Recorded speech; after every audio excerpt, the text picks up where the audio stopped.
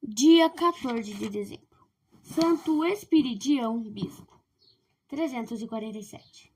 Em meados do século III, nasceu na ilha de Chipre o grande Santo Espiridião, célebre pelas assombrosas profecias e estupendos milagres. Quando pequeno, pastoreava os rebanhos do pai, que era agricultor. Longe do mundo das vaidades da malícia mundanas, Espiridião crescia em virtude e inocência. Grande parte do tempo passava em oração e meditação das coisas de Deus. Repugnava-lhe a companhia de meninos ímpios, mal-educados e perversos. Amigo da paz e da concórdia, da boca não deixava sair palavras injuriosas, ofensivas e nunca foi visto envolvido em discussões violentas. As armas de que se servia contra os adversários era a mansidão e o silêncio. Se sabia que alguém lhe guardava ressentimento, tudo fazia para reconciliá-lo consigo. Para ser agradável aos pais, casou-se com uma donzela muito virtuosa. Deus, que abençoou esta união, deu-lhes 2 filhos. Em seguida, o piedoso casal, com mútuo consentimento, ofereceu a Deus o sacrifício da continência. Pouco tempo depois, Espiridião enviuvou e não procedeu às segundas núpcias.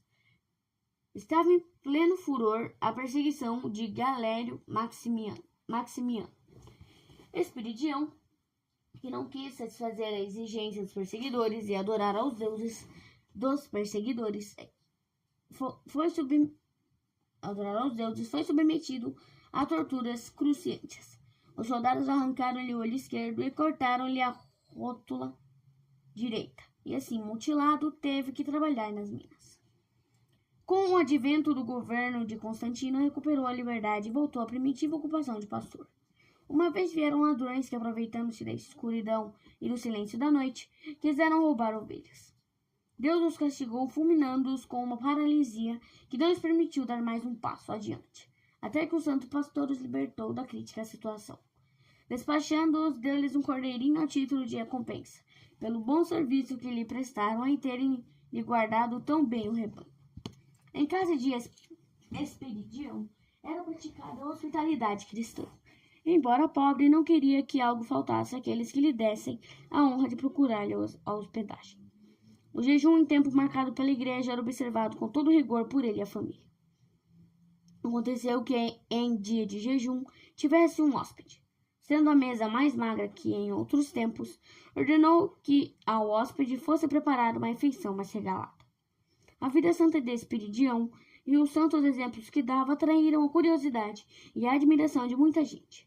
Era-lhe um nome respeitado e venerado em toda a redondeza. Assim se explica o fato do clero da diocese de Tremitusa reunido para proceder à eleição de um novo bispo, lembrar-se de Espiridião e elegê-lo. Não houve contestação nenhuma, a não ser do próprio eleito. Este só se conformou quando conseguiram convencê-lo de que a eleição era a expressão da vontade de Deus. Deus, que revela aos pequenos o que aos grandes e sábios esconde, encheu de grande sabedoria este pobre pastor, que nunca se ocupara com o estudo das ciências. Espiridião satisfez perfeitamente as esperanças nele depositadas e revelou-se aos diocesanos, clérigos e leigos como um mestre abalizado da vida interior e da perfeição. Pela palavra e pelo exemplo, exortava todos a fugirem do pecado e a fazerem penitência pelos males cometidos. Os emolumentos do munus episcopal distribuía na maior parte pelos pobres. De grande efeito foi a sua colaboração no Conselho de Nicéia.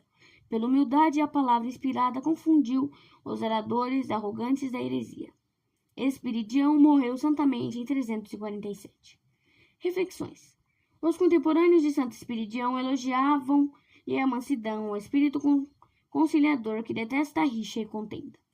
A paz seja convosco, era a saudação que Cristo dirigiu aos apóstolos. A paz, a concórdia, em uma palavra, a caridade é o sinal pelo qual se distinguem os discípulos de Jesus Cristo. Se queres ser amigo de nosso Senhor, evita a discórdia e a contenda. Quando se te oferecer ocasião de apaziguar os ânimos, aproveita-a prudentemente. Bem-aventurados os pacíficos de nosso Senhor, porque serão chamados filhos de Deus. Se os pacíficos são chamados filhos de Deus, os violentos, os perturbadores da paz, os mexeriqueiros, os caluniadores e difamadores, de quem serão filhos? Se são chamados filhos de Deus, aqueles que amam a paz e a procuram, malditos e malaventurados serão chamados os semeadores da discórdia, os inimigos da paz. São Vicente Ferrer.